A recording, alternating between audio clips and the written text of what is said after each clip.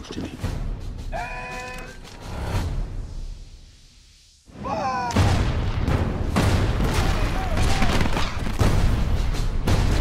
Stay behind! Ho, ho, ho! He died with honor. No, Will. He just died. I'm tired of it. You, me, all of us. We're all out there dying so they can stay rich. Tax collectors coming around here, taking everything. We have nothing for the winter. Girls, you know how to shoot one of these? It's quite normal you got there. Last time I checked, the gun don't care who's pulling the trigger. You know they shoot deserters, don't you? They runaways? Please shoot. They're gonna die so they can get rich selling their cotton. That's why we live too. No man ought to tell another man what he's got to live for or what he's got to die for. I don't have the patience with 5 or 6 deserters hiding out in a swamp. You ready?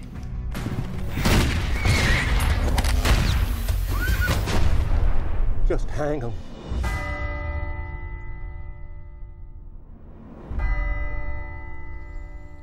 See anything?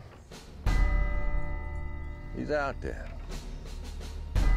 He won't miss this.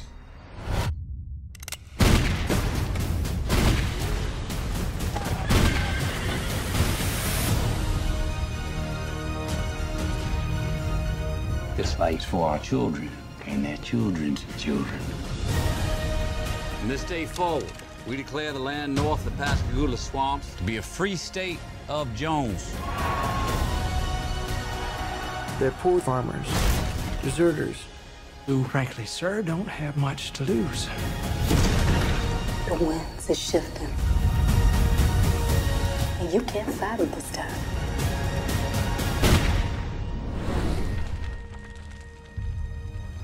There's plenty left to fight for.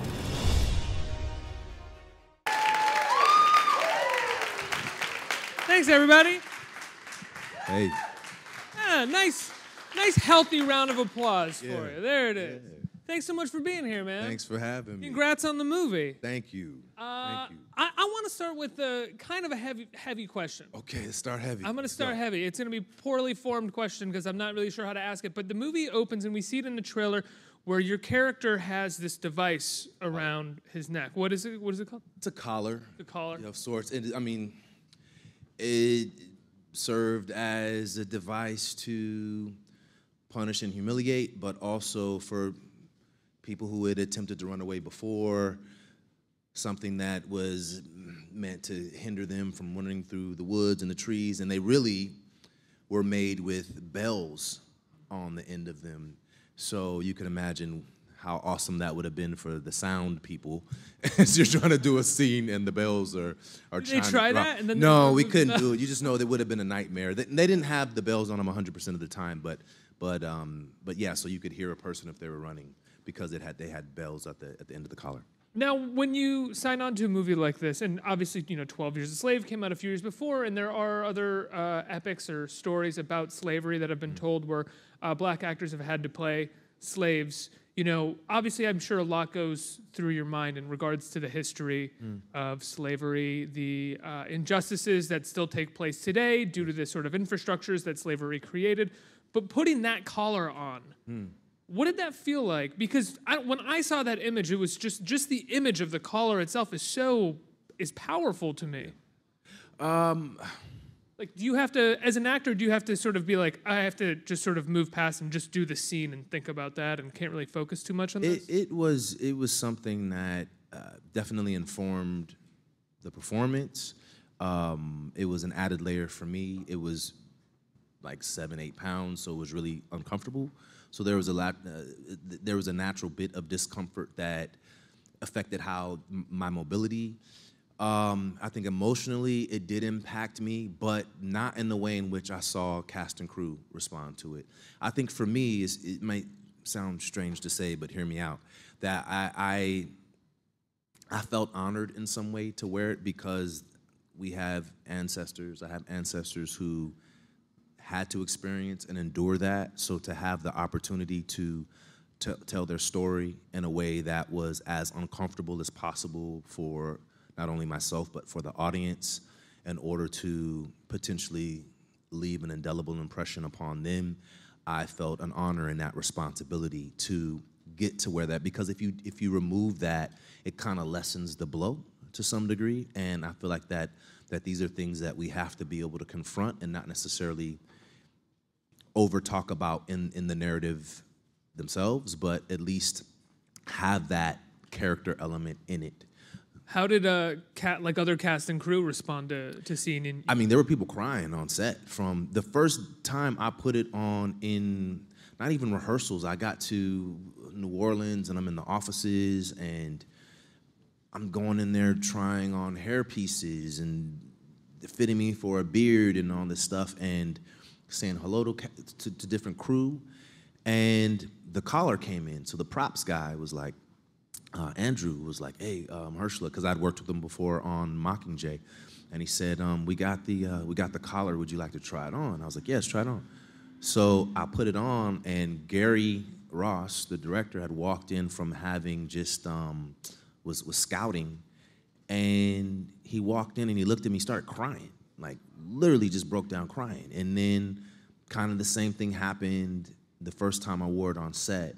Even the props guys having to put it on, they just were so uncomfortable and hated put it on. And in that, you know, in some way, you just felt supported, and I appreciated that in some ways. But yeah, it was something that I was for the purposes of what we were doing, I was more than happy to wear.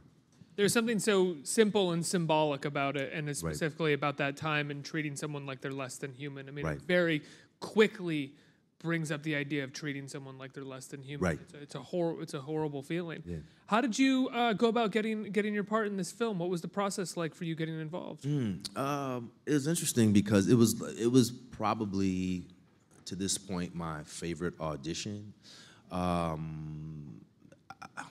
So I went in for the audition and it just in reading the script. So hopefully y'all go see the movie, but there's a part in the film where I have on the collar. And I'm laying down, and Newt and Moses are having this conversation, and in part about the discomfort of laying down and wearing the collar. So this is the scene I'm auditioning with. This is the scene that, you know, you knock this out, and if you got to knock this scene out to get this part. So I walk into the audition, and normally, you know, some of you are actors here, correct? Is that true? Yeah. So, you know, you go into an audition, and you know, they could have you wrestling with someone and you can't roll around on the ground like you're wrestling with someone in the audition. But so usually you have to play everything either standing or you make a choice to sit. And this scene would play best if I actually had the opportunity to be laying down and being uncomfortable, but I've been doing it long enough to know not to go into an office and lay down. And so when I walk into the room, talk to Gary for a minute, and then he goes, all right, well, look, so we have this little setup for you, and, you know, do you mind laying down on the ground? I was like, no. I was like, as soon as that happened, I was really excited because I was like, oh, this guy, I want to work with him, because in the audition process, you don't get to go in like that, you know, where you're really recreating, as you would in school if you're in a theater class and you're doing a scene study class, like you try to go all out like that. And Gary's, from the jump, kind of set up the space to be able to collaborate and go as far as we could go. So I was excited from the audition process to get involved. It must have been incredible to work with Gary Ross too. I mean, for those of you who don't know, Gary Ross originated The Hunger Games. He directed the first movie. He directed Pleasantville. He wrote Big. Yes. You know, he's like 23 years old when he wrote Big or something like that. Really? Yeah. Was he really? Yeah. That's crazy. Yeah. I mean, I guess that makes sense to the degree of the movie, but Right. like it was such a humongous hit. Yeah. And working with Matthew McConaughey, I mean, the kind of person that he is or has to be on a movie like this is number one on the call sheet, as they always say. He's pretty much in every frame of almost every frame of the film. What was it like working with him? He was great. You know, when you work with an A-lister like that, or someone who's achieved what he's achieved, you know, energetically, they don't always look you in the eye. You know what I mean? And but he kind of like not only looks you in the eye, he kind of looks through you.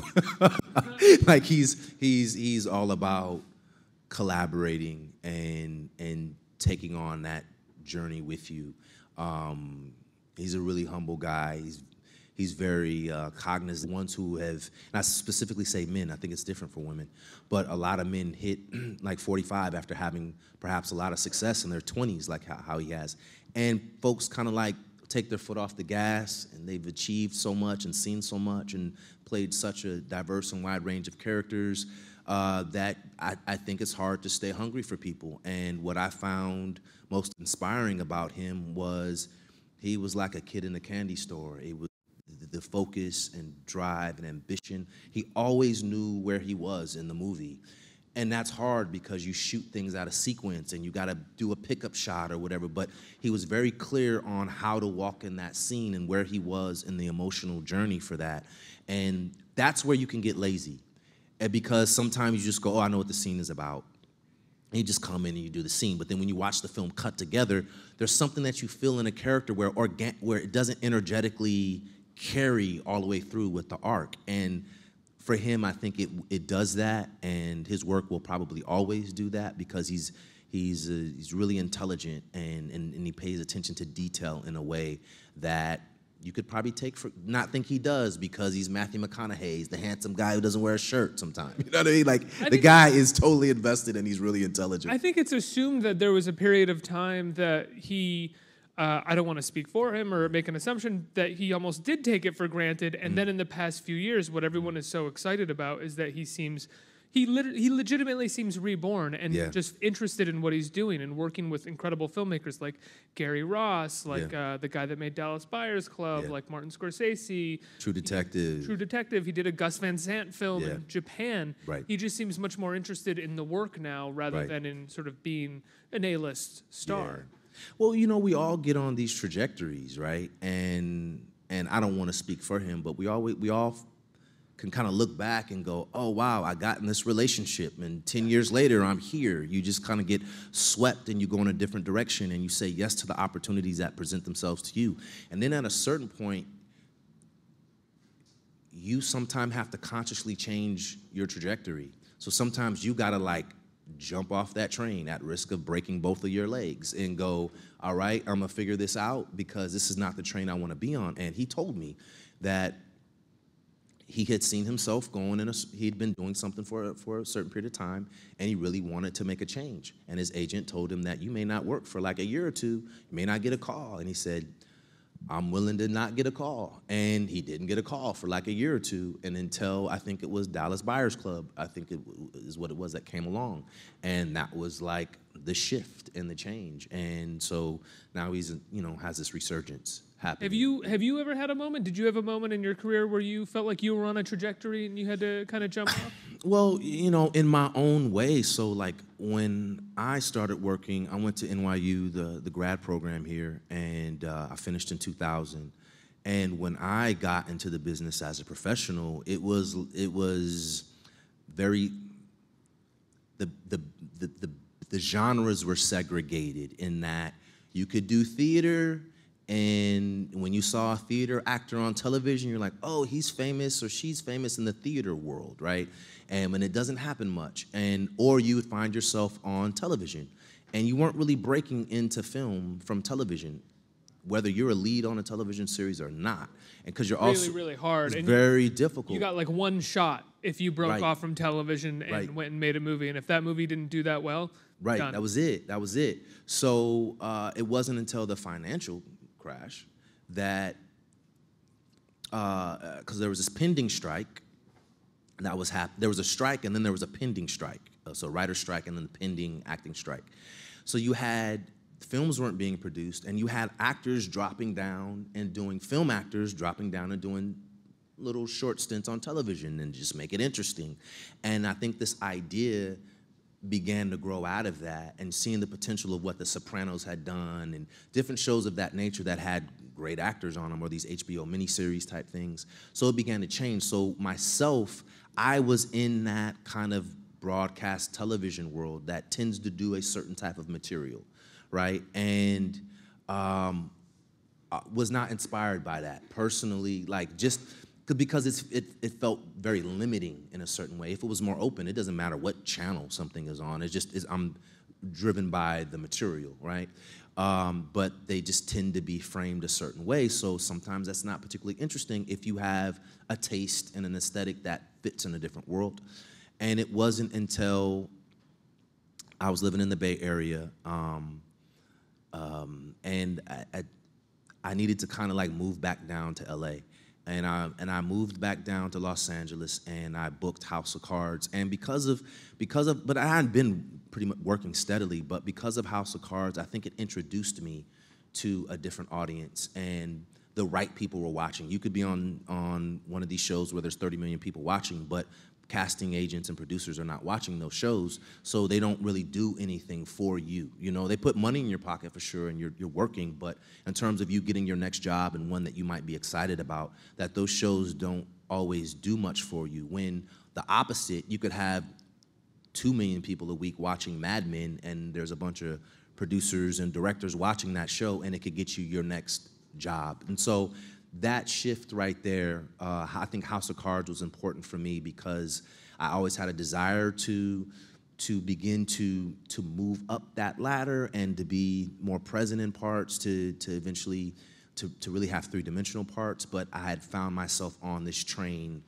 just trying to... The train kind of changed around you. Yeah, you didn't really jump trains. The right. train kind of, yeah. you like went to the next car and you're like, yes. oh, it's a completely yes. different train. This yeah. is great. Yeah, yes. And it was, but here's the thing was, it was, at that time, like my grandmother literally said, you gotta remember, 4 years, so much has changed. My grandmother says, oh yeah, he's about to be on that show on the computer. And like, right? And I was just like, oh God, yeah, it's on Netflix. Like, it was like saying you're gonna be on a show that was at Blockbuster, right? Like, just only comes out at Blockbuster, imagine, because that format hadn't really arrived and it hadn't changed yet. And so, it was just interesting. It's kind of led to your next big role that's going to be coming out soon in the Luke Cage series. Yeah. You were playing the villain for the first season, right? Yes. Congratulations, Thank that's you. fantastic. Thank you. Yeah. A lot of excitement behind that show. What's it like? I mean, obviously you're sticking with the Netflix world coming out of House of Cards, but what's it like jumping into the world of Marvel? It's like this sort of company that everybody is sort of really wants to know everything about because it seems so secretive. Oh my God, yeah, seriously, it's like the CIA over there. I kid you not. Like you have to have a code to get your scripts, and like they take your sides away at the end of the day. It's deep, but they're great to work for. Like starting with Jeff Loeb, there's a lot of great people there, and they love actors. They really do. They love actors. They respect actors, and are open to allowing you and giving you space to shape, influence that character. And I found myself with kind of more agency and freedom there than with any other character I've probably played, and probably the most villain. Present I've been in a project. And yes, I love. Yeah, Cottonmouth is out of his mind, but generally, I feel like you hear that from actors a lot. That when they get to play the villain, Yeah. it's a more sort of creatively freeing sort of place to be, because the villain does kind of get to go in any direction that he wants to go. They have to have breadth, right? And so, and what I feel like some of these franchises have done a much better job of in the last 10 years, and some of them definitely strike out and miss big time, but the ones that do well, I feel like have done a great job of building the villains. Even the ones that are like outside of the superhero genre, like the Javier Bardem character in James Bond or whatever, right? Like, oh my God, amazing. But they've done a better job of not necessarily justifying, but giving you a look into how these characters become who they become. And I think in that way, so the story, that arc has to have scope, and if you have a little bit of space of not so much sympathizing, but at least understanding. It's like a trial. Someone clearly murders somebody on video, and you're like, this guy has to go to jail for 1,000 years.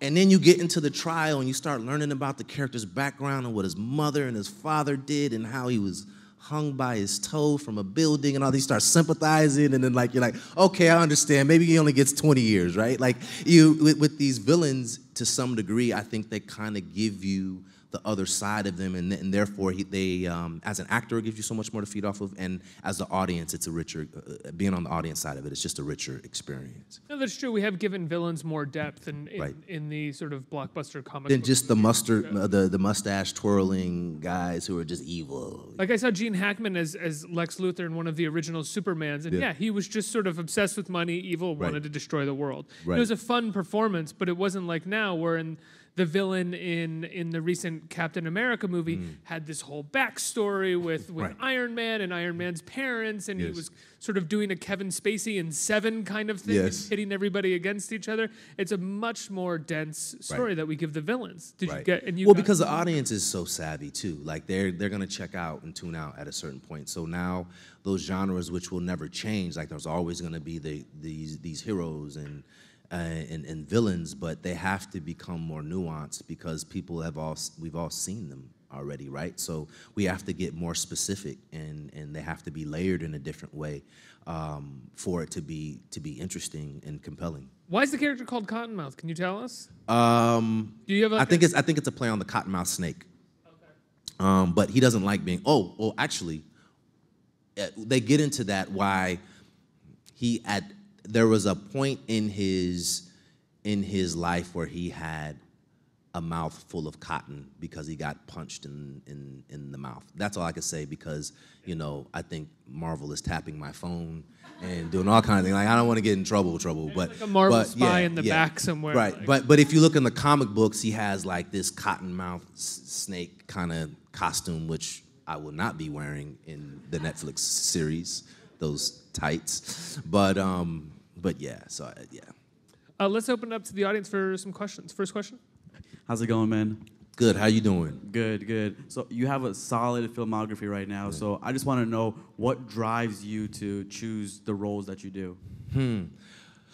I think because I'm I'm looking on a more intimate level. I'm just a hungry actor, and so when I read these parts that just give me an opportunity to be stretched and challenged. Sometimes when I read these projects and the parts specifically give me pause or they honestly scare me a little bit, I kind of know that that's the direction to go in, because the wonderful thing about being an actor or being an artist of any type is that you get to be pushed and challenged and grow in perhaps a heightened way than if you did something outside of the arts, right? And so the ones that I think that are going to push me, that feel a little bit different, and often the ones that I can hear on the page, like kind of intuitively hear, are the ones that really intrigue me, because I feel a spiritual connection to the material, and so it makes me want to lend my voice to it if I'm given that opportunity. Like, those are the ones I get excited about. When you kind of like slightly get obsessed about an opportunity, you're like, oh, I gotta do this, I wanna do this, and you hear these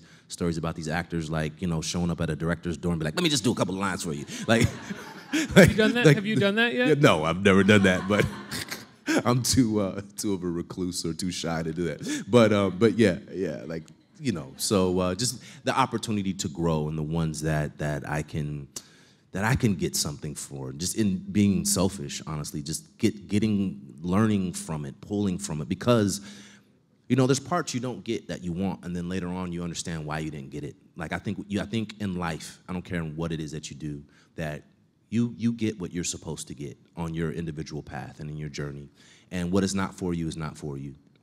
So that means what is for you, that means I feel that in some way in life, the universe, in a divine way or not so divine way, depending upon what you believe, those are your lessons, those are your teachers, those are your experiences, right? So in all these parts, I pull from them, and I feel like they really inform my life as much as it's my job to bring them to life in the deepest and most truthful way, that I really feel like I walk away having been improved by having had the opportunity to fill the shoes of these characters.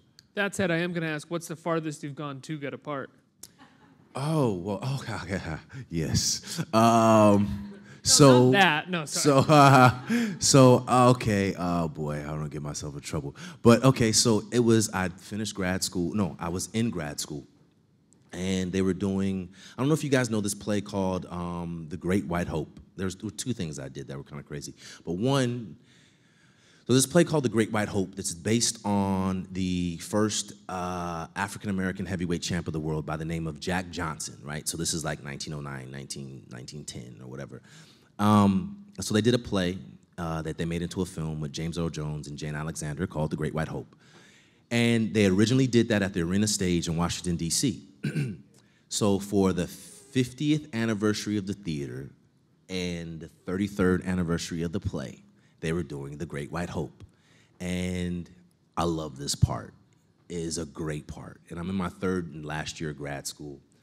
And I got pitched for the part by the head of the acting program, Zelda Fitzhandler, at that time. So I go to DC, I have this audition. I'm not that guy who will be like, I had a great audition, but I had a great audition.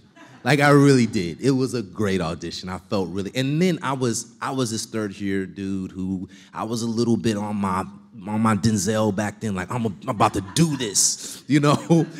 And so I was feeling myself a little bit.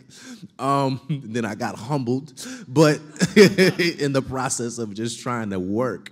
But, so I go to DC, I come back, and a week passes. And I'm like 2 months from graduating. And all I could do was, I'm still in school, like we still have a play to do, and still have to do our showcases, but I really wanted this job. So I called the casting director, and I said, I can't remember his name. His name might have been like David or something, but I called the casting director, and I said, hey, David. He's like, hey. I was like, yeah, this is Mahershala. He goes, hey, how you doing? I was like, yeah, I'm doing all right. I'm doing pretty good, but listen, I just want you to know, I need you to, I just need to take my name out of consideration for the play. He's like, what, why? I was like, well, you know, this other opportunity popped up, and you know, I think I'm gonna do it. He goes, wait, hold on. Can I call you right back? I was like, sure. I'm literally in the cafeteria at NYU. And at this point, your plan is, it feels like your plan is working, I would imagine. I'm like, I don't know what's gonna happen. I'm a little nervous. And my girlfriend was standing there at that time, who was now my wife.